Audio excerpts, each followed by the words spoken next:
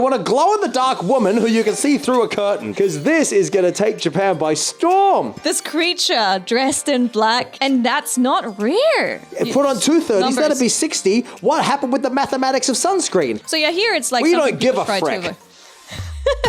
Hey, podcast kittens! Welcome to Hot Girl Summer. It's Cathy Cat And Ladybeard, hot girl summer, you reckon? yes. Tell me more. Well, first of all, we need your adjective.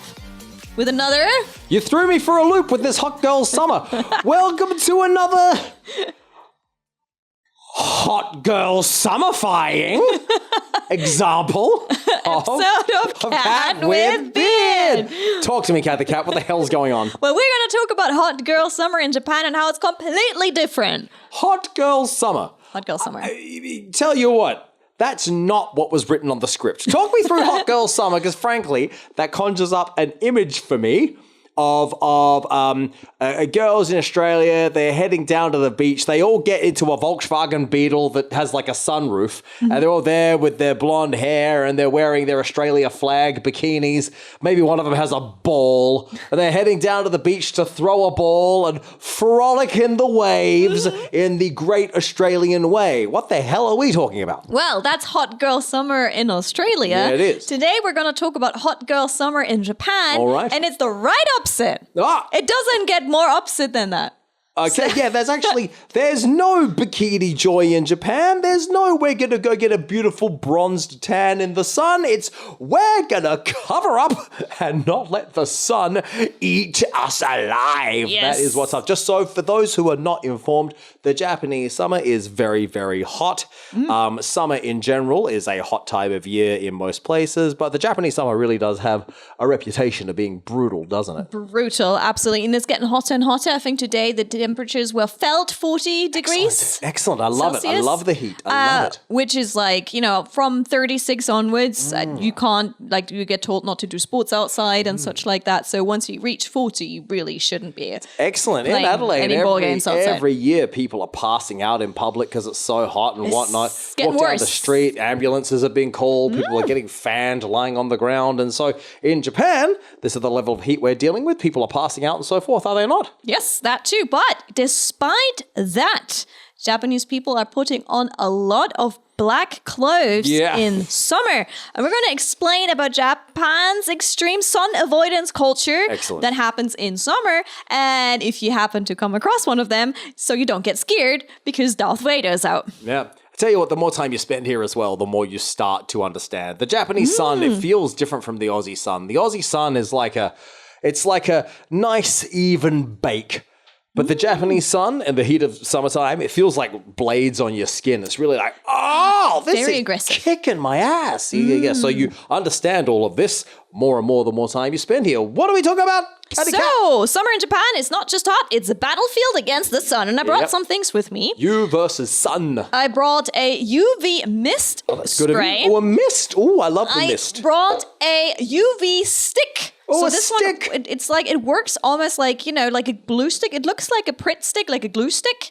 But that one is, again, sunscreen. So we have now sprays that like moisture sprays. We now have sunscreen that is like glue. Excellent. We also have a sun spray that you put on top of all of it. So on top of like your makeup and such to settle your makeup and add another layer of UV on top of the layer of UV that you have underneath your makeup. Wow, so we have 3 layers of protection. That's not enough though. What else we got? No, we have more. We have now also a Japanese parasol. Yep. And obviously the thing that's not as much used in Japan, sunglasses.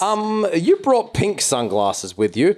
And actually, it's been my experience, these actually don't do a great job of blocking any UV from your eyes. Not that much, no. These are not actually terribly much more about your fashion statement, much more than they are keeping your eyes safe from the sun. Gotta be honest, yeah, that's why I got those. These will make you blind. These are blind glasses. Not like that, but seriously, how awesome do I look though? Fantastic. You look very cute. If you guys are listening to this, be sure to check out the YouTube channel so you can actually see it. But yes, these are just some of the tools that people carry with them. I generally, for my day-to-day, have now learned my lesson after getting sunburned way too many times, and I generally carry always a sunscreen with me in case I forgot to put sunscreen sunscreen on somewhere, like my neck or my arms or something. So I always have an extra sunscreen in my bag in summer because the sun is brutal. And I always carry the UV makeup on top of makeup screen to just give it another top up. For example, when I'm out, street interviews in Japan, you know, you can't reapply sunscreen if you have makeup on, so that's and on if top you're of it. sweating everywhere, that makes it harder too. Exactly. And then on top of that, always carry a parasol. It's not embarrassing to carry a parasol in Japan. Everyone does it. Recently, a lot of men also do it. That's changed a lot. And I see some tourists who are walking around with umbrellas, like rain umbrellas. Yes. So clearly the sunlight was going through, but they were still using it for that little bit of extra protection. And you will know why by the end of this episode. So, we need to address a cultural phenomenon. In Japan, and actually in Asia in general, having pale skin is greatly smiled upon. So whereas in the Western world, well, I'm not sure about Germany, but in Australia, at least when I was growing up, everyone in the summertime would be heading down to the beach or heading down to the park and sunbathing and trying to get that nice bronzed tan. This is generally frowned upon in Japan. Right upset Frowned upon might be the wrong way to say it, but culturally there is a great favor towards having very pale skin. Let's go into the history of bihaku, which means beautiful paleness. Beautiful paleness. Yeah, so pretty much it's like a battle with the sun once the sun comes out. A lot of people are trying to hide of it as much, and it gets really, really intense. So we have the UV umbrellas, which I think like is a good idea generally if you don't want to have the sun on your head. But there's also riot shield visors, full body sunscreen regimens, aesthetics, health traditions, gloves that go all the way, like cover your arms completely. And some people would literally be head to toe dressed in black to have the least amount of UV light hitting their skin. You see tiny old ladies, and I mean tiny and old, and the sun's just blazing down, and head to toe they're in black with a visor over their face and their arms covered all the way up. You can see a tiny bit of fingernail and like a slit of eye, and that's the only exposure they have. It doesn't look like, and they're all black as well. There's all black cloth. Sounds so hot. It sounds like a way to bake yourself inside a homemade sauna, but that's how they do it. That's how some people do it. Like, I gotta say, I have a lot of respect for people who manage to pull through, because every year I think, you know what, I should protect my skin more, because I probably have some sort of ginger in my skins, which means I tend to get like freckles when the sun's out. And every year I'm like, you know what, I'm gonna do that. I'm gonna put on those long gloves and those like UV protection items and layer up more. And it's too hot. I take it off every time. But Japanese people do it. Let's go into the history of it. All right. So favoritism for the pale skin. This is something with deep historical roots. First things first, back in the day, if you had pale skin, that indicated you were not outside working in the sun. Which so of means course, you are rich. It means you're rich. It means you're aristocratic. So these things were smiled upon generally. It's very similar, I think, to the Victorians as well. Like the rich people were indoors. They didn't work outside, and it's like modest beauty, you know, elegance, beauty and money, you know, that kind of like association that people had in the old days of like, oh, if you're pale and fragile at home and like, oh, woe is me, you're probably one of the richer classes who can afford to be inside and go woe is me because you don't have to work on the field. Because you have your peasants going and getting burnt on your behalf, harvesting your corn and whatnot. So there's that, of course. You stayed out of the sun. You didn't have to labor in the sun. That meant you were rich, means you were pure and wealth providing. The aristocracy didn't work outside, so happy days. But then also in modern beauty, generally speaking, this idea of bihaku of pale beauty has kind of been associated with purity and elegance and cleanliness, and also clarity of complexion, because of course if you damage your skin you get spots and whatnot, so now you're uneven, frowned upon. I mean, first of all, I would like to note this down here that we don't agree with any of that. We're just telling you what's happening around us now. These are not opinions. These are not, hey, this is not financial advice. Opinions. Don't go. This is not financial advice. These are not our opinions. We're just telling you what's happening. Exactly. What was just gonna just throw that out there while we were talking about it. Like, it's a good point. We should clarify that. Yeah, we should clarify that. I'm gotta be honest. We neither endorse nor reject any of the ideas we bring up today. You do what you want to do. Yeah, I mean. First of all, like when I was doing street interviews with a lot of Japanese people, there were a lot of Japanese people said what they envy about foreigners is their pale skin. and such. And that it was always a bit of a struggle for me to subtitle that because sometimes they use the word white. And I was just like, I don't think that's what you mean, love. You know, it was always a bit of a thing. But that is a beauty standard that is rooted in the past in Japan. And unfortunately, that has kind of stuck around with a lot of people, but not with everyone. And there's some people who are breaking them. We're going to talk about that too. So, hopping back into the history, Heian period, which was white faces, pale faces as the aristocratic standard. So the Heian period, 794 to 1185 AD. Pale skin was considered the pinnacle of beauty amongst noble women. Why? So because it was very tied to class, meaning aristocratic women rarely went outdoors. So their skin remained pale and it was a status symbol. So they were pretty much, the way that Shiori explained it to us, you first have to go through one door and then to another door and to another door. Like the women were somewhere at the end of a couple of doors, somewhere in the darkness. So if you had a rich, beautiful female, you kept her inside, which sounds terrible, doesn't it? That sounds very bad. Get back in the house, woman. But you kept... Rich women would be inside most of the time, and they would be kept in a back room. So to get access to her, there's a series of doors you had to get through. And what was interesting as well is back in the day, the women were kept in dimly lit spaces. So, of course, there's no sunlight getting in. You got maybe one candle lighting the place up, so there's no light anywhere. So it makes me want to already run away when I just hear that. But yeah, they were behind shoji screens and a lot of things were blocking the sunlight. And in these shadowy interiors, you still had to have them seen. They need to still stand out. When someone was looking maybe through a curtain or a shoji curtain to look at her, she still had to stand out. So apparently that's apparently one of the reasons why a lot of women also at those times as a beauty ideal applied some sort of white powder or similar things and tried to make their faces look pale because then you could still see them through the curtain in the darkness. So glow in the dark. You want to get women to glow in the dark. You want a glow in the dark woman who you can see through a curtain because you weren't even allowed to look at her face to face. You had to have a curtain in between you. So if you were dating a chick, you'd be sitting on this other side of a curtain like telling her a poem that you wrote for her. And she's there with her lamp face glowing at you evanescently, going, oh, it's a very good poem. And that was your date. That was your date at the time. So they had to try and look as pale as possible. You want to make sure you can see her. You don't want to be reading your poem to the wall. And she's like, I'm over here. You're like, oh, man, I couldn't see her. Her face wasn't lit up enough. So yeah, avoiding sun exposure, making your skin look paler than it was with powders and whatever was part of to maintain the appearance and a symbol of wealth, elegance, and artistic taste in the times. Artistic taste? In those times, okay. Very interesting. So in classic literature, the Tale of Genji, we mentioned that one before. Women are often praised for their mochi-hada. Mochi-hada. So like soft, white, translucent skin likened to rice cakes. Their rice cake skin. Oh, I love a woman with a face you can bite, just like a rice cake. That's a good... Oh my God. You just bite her face through the curtain. You're like, oh, she looks so much like a rice cake. I can't resist.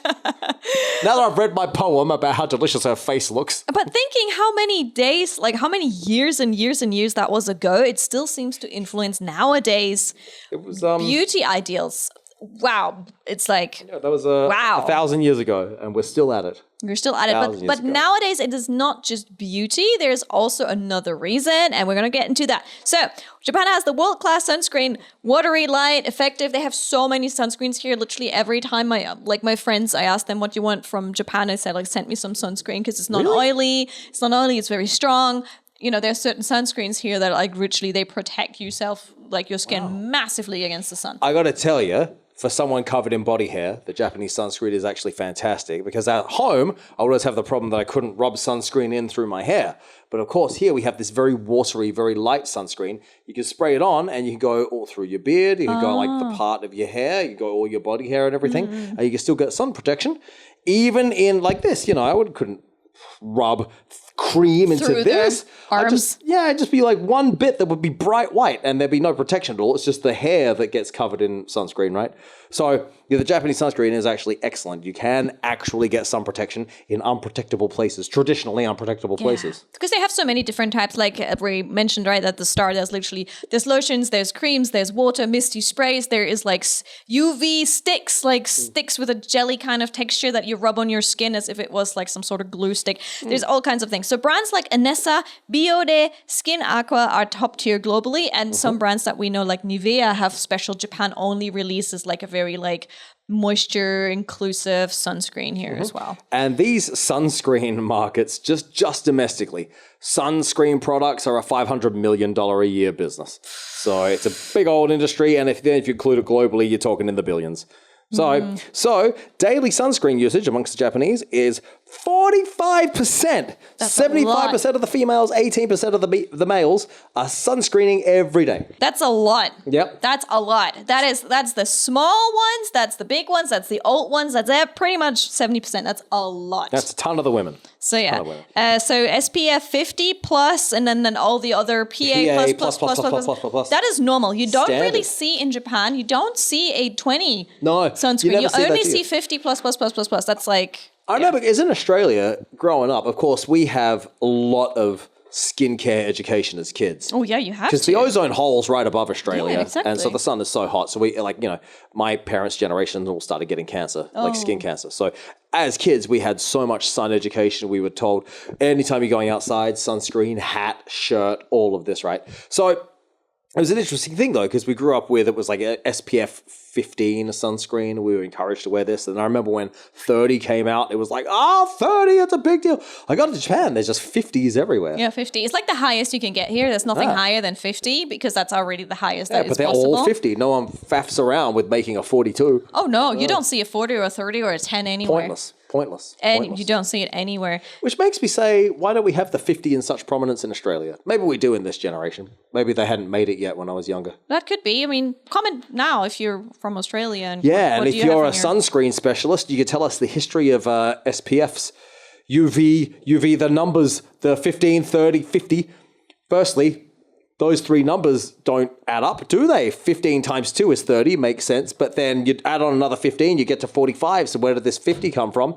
Hey, put on 2 30s, that'd be 60. What happened with the mathematics of sunscreen? Explain, viewers. There even is a sunscreen. I mentioned, one of my colleagues mentioned it. You put the sunscreen on, you can't take it off without a specific... only take this sunscreen off kind of lotion that will then take off that sunscreen. That's how strong it is, how much it blocks. Oh, really? Yeah, it's quite wild. It's quite wild. Yeah, and like a lot of people actually wear sunscreen also on cloudy days, or which you have to do in Japan because the UV can be actually higher on cloudy days, but also indoors. Yeah. People wear it indoors. Isn't this interesting? My whole thing is if I can't be bothered putting on sunscreen, I just kind of run from shade to shade until I get indoors. You know what I'm saying? Yeah. People put it on just to be indoors. Yeah, indoors. And some people also reapply it regularly if they can, if they're not wearing makeup. But a lot of makeup also now has UV powder in it. I remember when I was going very extreme, I would apply one layer of sunscreen that's very strong. Then I would apply BB cream that has UV cut in it. And then on top of that, I would put on a UV powder to settle it that also has UV coverage in it. And then on top of that, I use that makeup setting spray with another layer of UV. That's when I was going really intense and I was doing very long outdoor street interviews. I did that. A lot of dedication. Did you do your part in your hair? Because that's very important. You burn your part. I burnt my part so many times. Yeah, I forgot to do that. You got to be careful of your little party part, Cathy Cat. I reckon I'm scared of getting skin cancer on my part because, of course, this always gets forgotten. Yeah. Go and of course, top of your head, direct line of fire from the sun. Good point. Come back, it's burnt, and I'm like, oh no. Then it flakes. It looks like I have dandruff, except I don't. I've just got a sunburnt head.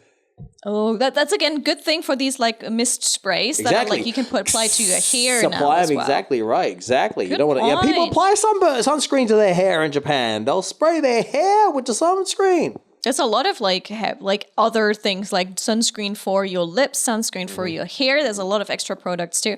Let's get to Darth Vader though. Here we go. Let's get to Darth Vader.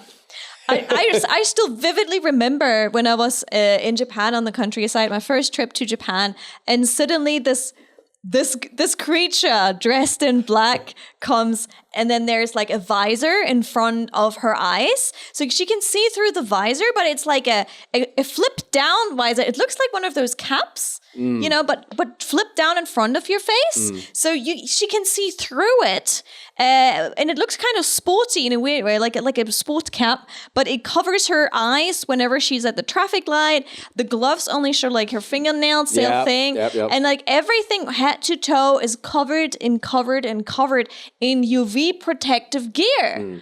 And that's not rare. It's the visors sort of look like those visors they wear to play golf. You know, the see-through ones they have to play golf. Yeah, just bigger, and they come down like right in front. They're massive. They go right over your face. So it's halfway between a golf visor and a riot shield. It's freaking one of these click down ones that the riot coppers have. Yeah, and those ones are like, generally I see it a lot with women who cycle. Like if you're on a bicycle. The old bikey. Yeah, like they're dressed in so many layers on their trip outside that I'm like, did you want to go outside? Because you look like you did not want to go outside. Like everything's forced covered. to cycle. I mean, sometimes these kind of arm covers, they have like colorful patterns, but generally black seems to be the color everyone goes for because that blocks the most sun. Is that the idea? Because it blocks the most sun. You would think that white or a light color that reflects the sun so it bounces off you would be the best thing to do. That's what we got taught as kids. Wear light colors, the sound will bounce off you. Black will absorb it and make you hotter. I guess not. Yeah. But yeah, so I think what scared me the most are the ninja. They call them the ninja masks. Casually with those kind of shields that you put down. It literally is like a big plastic thing that's like, I don't know, 30 centimeters long. In the ninja mask, this one where you pull, it has a long neck that you pull up over your those ones. nose. Oh yeah, that's the other one. Sorry. Yeah, so that's the ninja mask. Yeah, these sweaters is like a turtleneck and you pull it up over your face. So it goes up over the bridge of your nose. And then you have your visor on. The visor on top of that, yeah. I gotta say the first time I can't see anything, mate. Yeah, I thought the first time literally was It looked very Darth Vader. Darth Vader-ish, yeah. It looks very Darth Vader. But it does protect. It does protect. That it really does protect. So, yeah. So, why does it matter? It is to prevent aging of the skin. Aging, pigmentation. So it's less for sunburn and cancer here as it compared to Australia. Yeah, it's all about cancer. It's literally a lot is about beauty and aging. So that's like a big thing. So tanning in Japan is more seen as like damage instead of a summer glow. So people try not to get sun damage because UV is like aging, wrinkles, spots, you know, that kind of stuff. People want to avoid that. And there's so many creams to avoid that. So they're like, well, you know, aftercare is one thing, but maybe beforehand we can do prevention. So a lot of these are prevention. Yes, anti-spot. Japan doesn't want no spots. Don't want no spot. Yeah. Not spot the dog. Freckles and sunspots are like also a big no-no in Japan. Yeah. It's seen also. Yeah, it's literally, you got to see freckles here, do you? If I find it funny because once for my makeup, I did like fake freckles. And one of my Japanese colleagues was like, why are you doing that? Freckles are seen as something ugly in Japan. Why would you on purpose put that on your face? And I'm like, well, it's cute. And she's like, well, in Japan, it's seen as kind of like you didn't take proper care of yourself. Really? Yeah. So I'm like, oh, okay. I mean, that does not represent everyone's opinion, but I was very surprised when I heard that. So it's like, why are you on purpose making yourself a bit unattractive is pretty much what she says, which is in the Apocalypse's Diaries, which is an anime that's trending right now. Sorry for taking that. That is like a thing that she does in order to not look cute and appealing. Oh, really? Yeah. In order to not look cute and appealing, she puts on, you know, fake freckles and stuff and makes her skin look less one-tone pale. Yeah, and upon contemplation, there's that comedian who has the 3 freckles on her cheek. That does that cross-eyed thing and deliberately tries to make herself look as ridiculous as she can. So freckles add to this image of ridiculousness. So. Well, abroad, like a nice, like a beauty spot is actually a good thing, right? In if Japan you have like or a beauty elsewhere? mark. In Japan or everywhere else? In abroad, not in Japan. That's right. It seems to be like a beauty mark, you know. And we have no problem with freckles as well. At least I've never heard anyone anti-freckle. Yeah, good point. So yeah, here it's like we don't give a frick. So yeah, there's apparently laser treatments and also IV drips to fight UV effects. What is an IV drip again? It's like a tentiki. It's like when you have like a little pack with like something into your veins. But then how's that going to do anything to your skin that goes into your veins? Or lots of vitamin C or similar good things to help you. Basically 2 things, like you can hydrate your skin. Okay. And also sometimes they have like some materials that will circular your skin, like you you grow skin faster. Oh, It's like right. skin rejuvenation Oh, really? is faster. Oh, wow. Stem cells. It's a stem cell drip. You get stem cells shot into your blood to grow more skin. You vampire. No. Not sure that's it, no. But probably stuff that like help you like circulate faster and have like skin regeneration. So yeah, that's Regenerate, like Wolverine. Exactly. Basically, it's That the went Wolverine somewhere. trip. People are getting Wolverine's blood shot into their veins. That's what my they're here God. for. all right. Next one is social pressure and subculture divide. So, in offices and schools, tan skin is sometimes considered less tidy or professional in Japan, depending on who you work with. Yes, you could be in the office and people are like, with your tanned skin, no promotion Like, where for did you go? Some people will actually make jokes about you if you tan. Really? Yeah, it's like, oh, like, look at this person in the office. They got a tan because they weren't careful. Nah, look at them with their Really? tan. Yeah, I heard that before. Do you know what? I was, the other week, I was down at the beach. I went for a beach trip. And I was hanging out with a bunch of surfer people.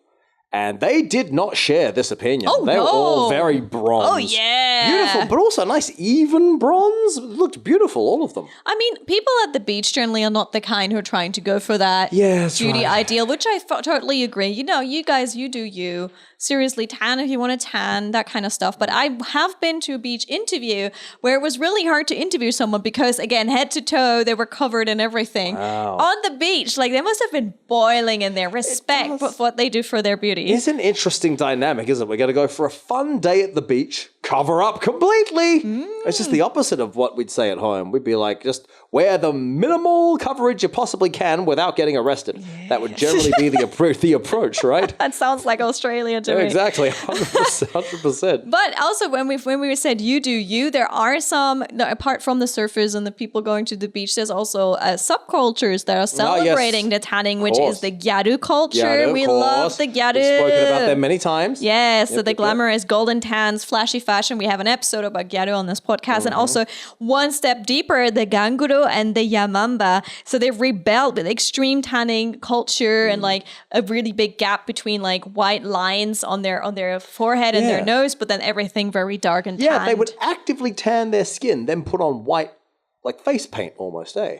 To like highlight the face a little. That's what yeah. it is to get your teeth It's going a very stylized subculture. So yeah, a lot of youth culture now embraces natural sin calls, or like some people want to have the gyaru revived. So I think there's constant changes with that. So you do you guys, you do you. But be careful still when you go out into the sun because of skin cancer. on. Yeah, exactly. You burn yourself up, get a lot of cancer and So whatnot. be careful with that. You'll so be real careful with that.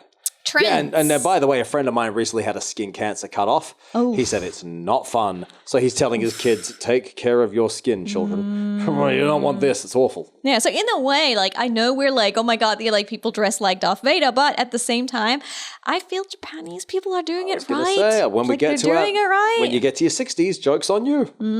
I think they're doing it right. Sunshine boy. Yeah, that's right. Like, I know it's like a lot of sweating and a lot of heat under these like dark, like clothes that people are wearing, but if that protects you, keeps you like looking pretty for longer, no skin cancer, fantastic. Yeah, that's exactly But right. it's what's the word for it? It's like quite tough. It is definitely hard work. It's a ton of work, isn't it? Ton of work. I guess there's an advantage in that degree to being a tiny little lady because you have less skin to cover. Not just the tiny little ladies are doing that though. The tiny Everyone's anyone. doing it. If you're tiny, you got less skin, don't you? Because you got less all the things. Okay, we're gonna move. Well, to you do. trends. If you're 7 foot tall, you got so much skin to cover. Look at this, you got so much skin to cover, you can't even keep a thing of sunscreen standing upright. That's how much skin you got. There's a lot of sunscreen that you have probably to apply more sunscreen than I have. apply so much, realistically, man. yeah, you do. Absurd. So trends. Let me go to trends next. So there's Hit a me with lot a trend. of creams. Like I was surprised and a bit shocked when I saw a lot of creams that said like whitening creams or brightening serums or tone up sunscreens. Those are like massive sellers here in Japan. I generally don't touch them because I'm a bit scared of them. I heard before that some people like it doesn't really go well with some people's skin. Some of them can be quite aggressive. Aggressive, really? Yeah, so Ah. I don't touch those. Chemical burn. But if it works for some people, so Bihara is printed on countless care items, which is like literally beauty and white. right as other symbols for it, often next to phrases like tomekan up, which means see through. So explain this whole transparent beauty. oh my goodness. So when I was in Germany, people looked at me and they're like, wow, you're so pale that I can see your veins through your skin. That's a bad thing. In Japan, that's tomekan. That's a big old compliment. It's a good thing. Big old compliment. What is like, glass skin, I think someone called it before to me. It's like you can see through it. It's like, I don't think that's good. But hey, it's a beauty ideal. Purely a matter of taste, I suppose. It's a matter of taste, yeah. There's also vitamin C serums. It's like Alice through the looking glass becomes Alice through the skin. It's transparent, isn't it? Keep on going. Anyways, so there's a lot of that kind of stuff that everything is like trying to push that beauty ideal of looking young and pale. But again, like I said, we also have the gyaru who go the other direction. But also, can I just ask a question? This is mainly at Shiori. Shiori, with our whole gimmick of we have 1,000 years ago, we have a rich female that we're keeping hidden at the back of the house, and so she needs to paint her face white so we can see her. Is this also somehow involved with the aesthetic of Japanese horror when they have the bright white faces and what have you in the dark? I don't think that's the case because it refers to more of like dead people's pale face. You know what I mean? So, humor and irony of the summer use. So people do go to fireworks festivals, to beach trips, to summer festivals. Yep. Absolutely covered head to toe. Yep. So none of that hot girl summer that we had in Australia before, like literally the right opposite. You see people in long sleeves and hats at the pool. Yeah. Like a lot of people avoid all the UV. So there's a lot of anime actually where some people, you have maybe seen that where one girl does not leave. Everyone goes into the water and has and she stays under the parasol and just applies sunscreen and doesn't want to tan to keep that up. Some even wear like a lot of guards. Even some people wear guards at the hot springs. I don't know how they do that because you're not supposed to wear anything in hot springs. Can you explain, what's up with that? What kind of break the rules hot spring is this? What are rash guards? You know what a rash guard is? That's what you put on. It's like a clings to your skin thingamajig. You put it on when you go surfing so you don't get a rash from the surfboard and the salt. Oh, but you're not supposed to wear clothes in the hot spring. Explain, Shiori. Because like hot spring is taking a bath. So you need to clean your skin instead of like covering it up. And that's the idea. Yeah. How do people wear that in hot springs? Rash guards for modesty and UV UV block. That's a great question. I've never thought of that. I think that probably is the onsen, the natural onsens outside. So obviously not an onsen, because a lot of onsens or ryokans will tell you, please take everything off. But if it's like a natural onsen outside, like one of the ones, for example, in Gunma, then some people might actually wear that whole rash guard to not get tanned while they're actually swimming outside in the onsen. Yeah. So, but one of the most ironic things, in my opinion, I found out during an interview for Us Japanese, where a girl said in winter she wears very short skirts and in summer she wears long skirts. Why? That's something. Because in winter you need all the sun exposure you possibly can because there's no sun coming through at all. But then in summer you want to keep yourself completely sun-free so that you don't turn into a tan. Nope. Man. Actually, in this case, the situation is different. In winter, you sweat less, so you can wear a short skirt. True that. So in summer, you sweat more, so you have a long skirt, so you don't have like a sweaty seat when you're getting up from your seat. That's fair enough and reasonable. Yeah, so it's no one one of those wants a sweaty seat. Yeah, so no one knows. But yeah, with the full gear and the high-tech creams. Are there any seat sweat preventing products? Nope. Perhaps like a shippu that you put onto your buttock and upper thigh to prevent you leaving a sweat mark on the seat, Shiori? Don't think so. There's one for your armpit, but I've never heard of anything around your armpit. Well, hello, entrepreneurial opportunity! Hey. You just bring yourself a little towel and place it down on the seat before you sit down. Or you could become an angel investor in Ladybeard's Stop Your Bum and Leg Sweat company. It's going to be amazing. Well, that's a great name for a company. It's a pad that you put on your buttocks and your upper thigh underneath your long skirt, and it actually absorbs sweat so that when you sit, there will be no sweat mark left at all on any chair. Office chair, bench, plastic chair. They'll all remain totally dry. I can't wait. This is going to be a hit product. Just you wait, Cathy. Short skirt. The story was a short skirt. Just you wait. I'm looking for angel investors. Oh my God. Initial investment around 10 million US. Hey, message Ladybeard, because this is going to take Japan by storm. What are we going to call it? We'll call it the sweat pet. I need help with the sweat pet. Help invest in my new non-existing company. You're not going to go, Juba. Someone is going to invent this in a couple of years. just saying, and you're actually, I going to will. regret that you didn't patent I'm this. going to be suing with this video as my evidence that the sweat pet, actually the Cantonese word for buttocks is pet. So it'll be the sweat pet. Oh, it's the sweat pet. Hey, the sweat pet is Ladybeard. Call it the sweat pet. The sweat pet, exactly. It's a bit more catchy. Stop Go your for pet, that. pet, sweat, the sweat pet. Hey, stay away from the sweat pet because that's Ladybeard's giving. Oh, goodness. Ladybeard's going to make the sweat pet. I need investors, not thieves. Come on now, Cathy Cat. All right. The sweat pet is going to be revolutionary. Yes. I lost my trail of thought a little bit here. Just say sweat pet. Say it like that. Sweat pet. Sweat pet. No, pet, thanks. Pet, sweat pet. Sweat pet. One thing though. Sweat pet.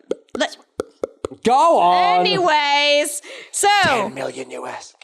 with hikers and tech creams and people are less tanning and more like looking after their skin, but chasing beauty by hiding from the light, one thing, they might actually got it right. If we think about it, there's a lot of older ladies you wouldn't be able to tell their age because they look still so young. And I know a lot of it is genetics, but maybe a lot of it is also all of that care that they're putting in protecting their skin. Like we said before, when we get to our 60s, the joke is on us. 100%. Probably I've is. met 60-year-old ladies here who look like they're 30. Yeah. It's amazing. It's amazing. And I know that in the West, it's generally like a golden tan looks like youthful and like also like, you know, they look sporty and healthy. But here it's more like, well, let's stay out of the sun as much as we can to, you know, make ourselves look as young and fresh and healthy as long as possible, I guess. So, wow. Oh, God. That was a difficult topic, to be honest. But that's, hot girl summer, very different. So I guess the Japanese people get their hot girl summer a little bit delayed because they will be really hot in their 60s. They'll still look very hot. Yeah. They're very hot in their 60s. Yeah. And do you then get a chance to get out in the sun? Can you then go outside in your Australian flag bikini and then throw a ball once you're 62? Have you invested enough when you get to that age that finally you could just embrace the sun's UV deliciousness? I would love to find out. Cathy, do you ever like sunbathe your pits like this? Nope. Sunbathe your armpit? Why not? Nope. Well, you're going to have two pale pits. You need a nice, evenly distributed tan on your arms, chest, and pits. I would like to You close need up to the tan topic your now. Pits. Hey. And so, ladies and gentlemen, that was another episode of Cat with Beard from Japan. Need some more light on my we see pits. you. We I got see pale you pits. I got pale pits, Cathy Cat. I need help with my pale pits. next week for another episode of Cat with Beard. Goodbye. Stay safe in the sun.